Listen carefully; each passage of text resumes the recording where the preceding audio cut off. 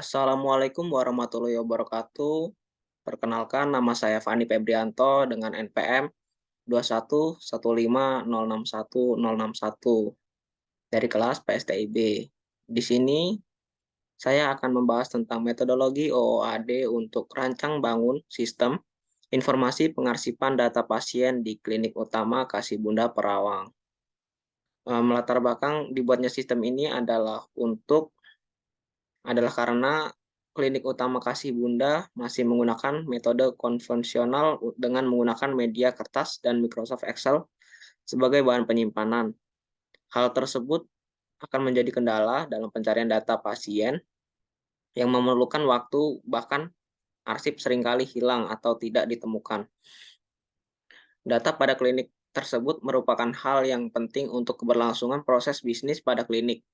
Berdasarkan latar belakang sebelumnya dapat disimpulkan bahwa masalah yang terjadi adalah belum adanya sistem pengarsipan digital pada pengelola data pasien yang berobat di Klinik Utama Kasih Bunda. Untuk analisa objek oriented analysis desainnya adalah OAD adalah metode pengembangan sistem yang lebih menekankan objek dibandingkan dengan data atau proses. Metode OOAD melakukan pendekatan terhadap masalah dari perspektif objek, tidak pada perspektif fungsional seperti pada pemrograman terstruktur.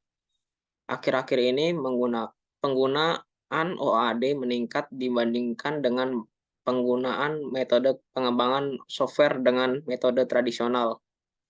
Hal tersebut untuk memenuhi peningkatan kebutuhan akan pendekatan berorientasi objek pada aplikasi bisnis. Tahapan perancangan dimulai dari hasil keluaran yang dihasilkan. Tahapan analis dan aktivitas yang dilakukan adalah secara perlahan bergeser tekanannya dari domain aplikasi atau persoalan atau masalah menuju ke domain komputasi. Data pasien untuk mengelola data pasien pada Klinik Utama Kasih Bunda, perangkat lunak yang dirancang memiliki fitur untuk penambahan data diri pasien baru, menyimpan data diri pasien, menghapus data diri pasien yang sudah lama tidak berobat ke Klinik Utama Kasih Bunda, lalu serta mengupdate data diri pasien jika sewaktu mendaftar ada ketentuan yang belum terpenuhi. Studi ini menggunakan objek oriented analisis dan desain untuk menganalisa dan mendesain sistem yang akan dibangun. Tools yang akan digunakan adalah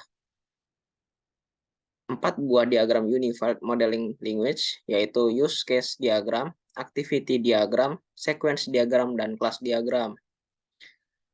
Analisa dan perancangannya. Pada tahap ini, langkah pertama yang dilakukan adalah menganalisa alur kerja sistem lama dan pengelolaan surat masuk.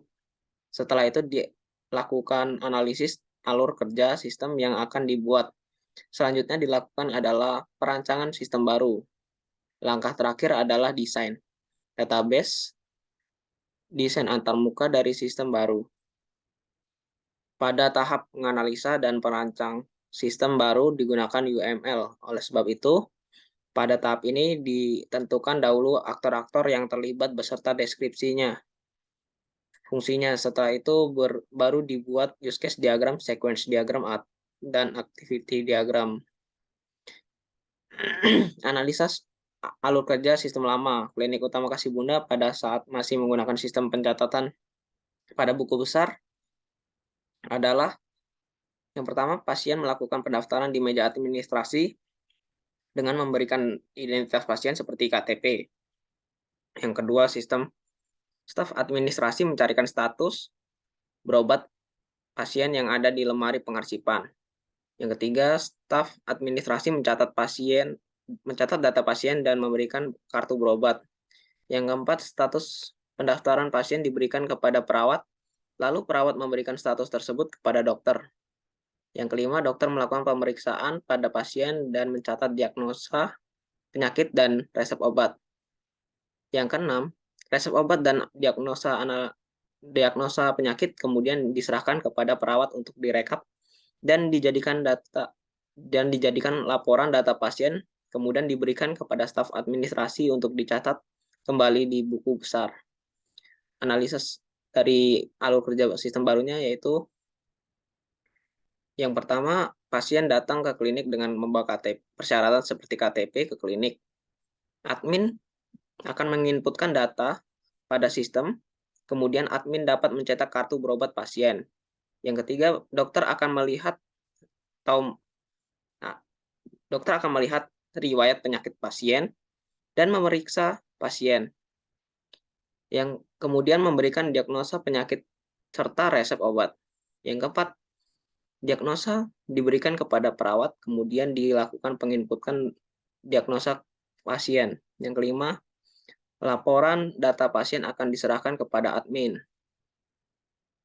Untuk perancangan sistem usulannya itu ada pada sistem yang dirancang 4 aktor yang terlibat. Itu aktor yang terlibat adalah admin yang bertugas untuk